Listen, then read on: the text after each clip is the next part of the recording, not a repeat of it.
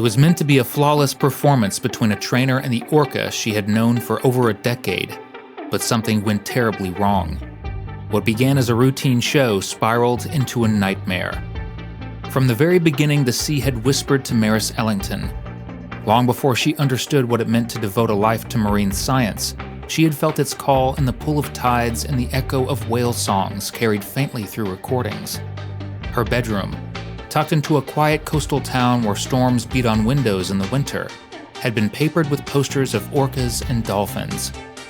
While other children played tag in the sand, Maris sat cross-legged near tide pools, identifying species of crabs and starfish by their Latin names.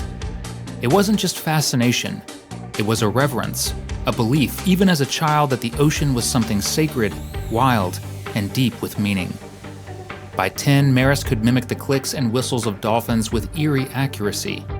Her teachers joked that she spoke fluent Orca, but it wasn't a joke to her. Not really. She believed in the language of creatures who had never known the burden of words.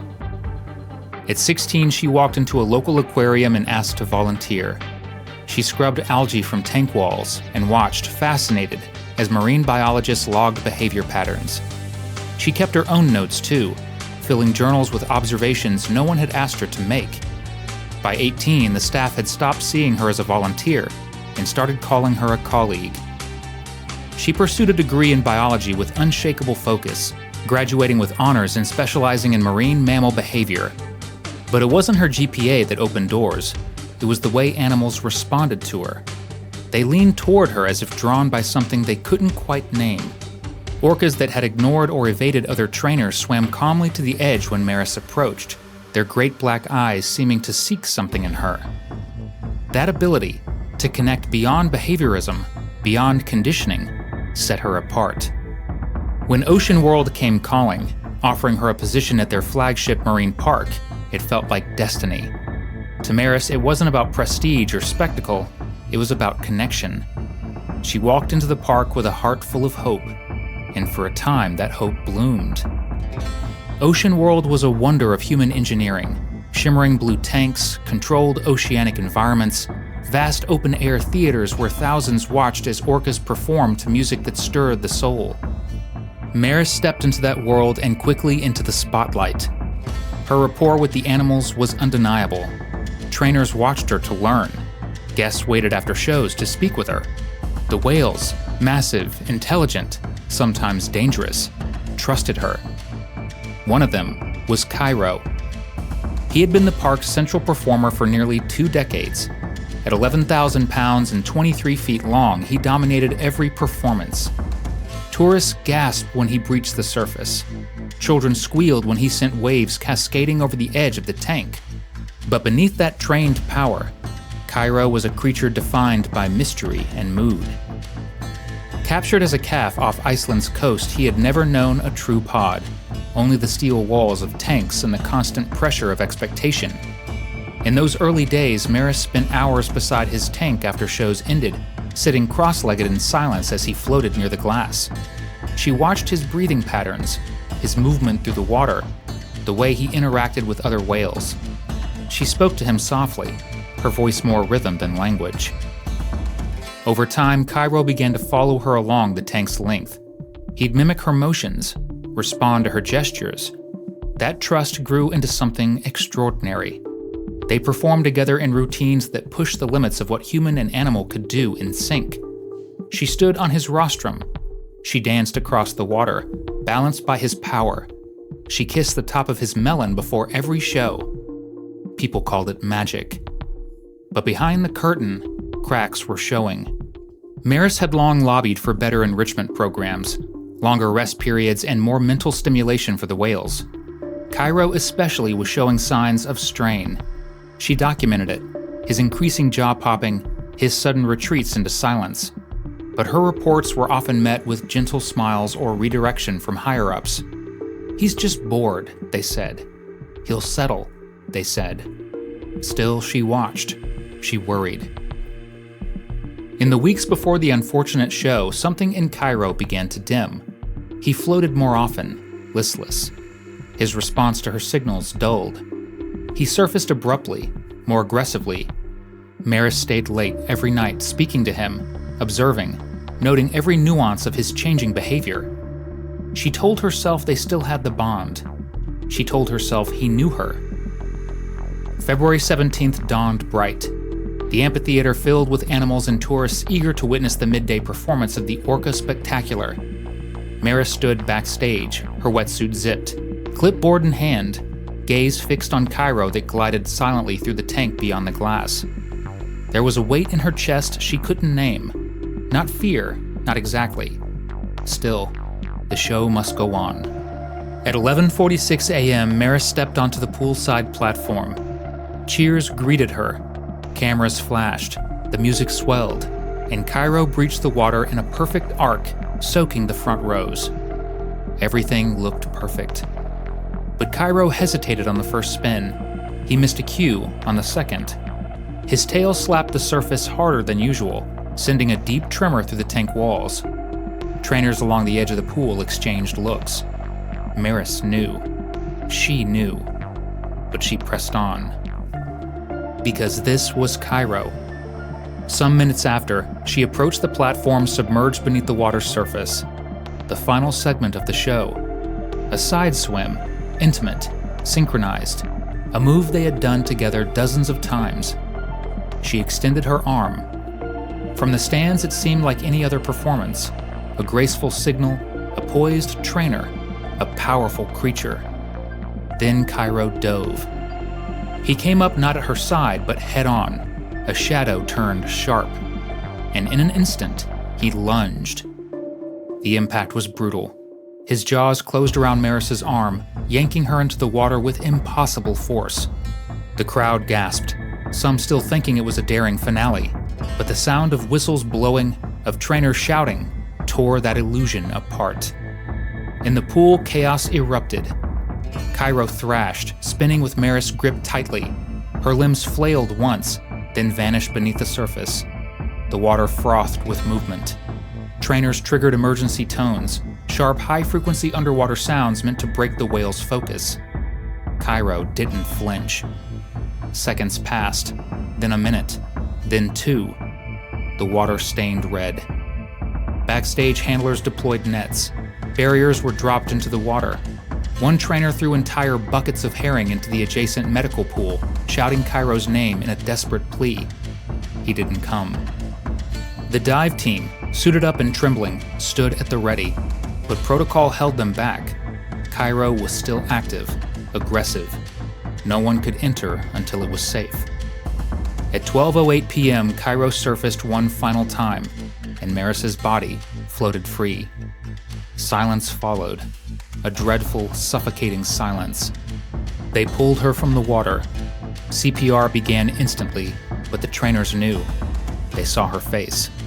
They saw Cairo still circling in the distance, slowly, as if he too was stunned by what had passed between them.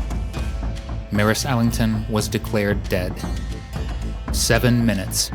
That's all it took to unravel 10 years of trust, of shared movement, of wordless connection. The hours after Maris Ellington's death passed like a slow-motion unraveling.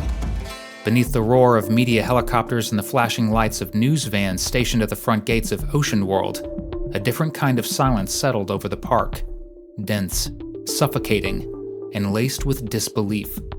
SeaWorld went into immediate lockdown. The shows were canceled. Guests were quietly refunded and escorted out through side exits. The amphitheater, once echoing with cheers and music, was now cordoned off with yellow tape. Trainers huddled together in the staff quarters, their wetsuits still damp, their expressions blank. Some wept openly. Others simply stared ahead, too stunned to speak. Everyone knew what had happened. No one could quite accept it. The park released a brief statement confirming the death of one of their most experienced and cherished trainers. "We are deeply saddened by Maris's tragic death. Our thoughts are with her family, friends, and the entire SeaWorld team during this devastating time. We are fully cooperating with authorities to investigate the incident." And then, silence.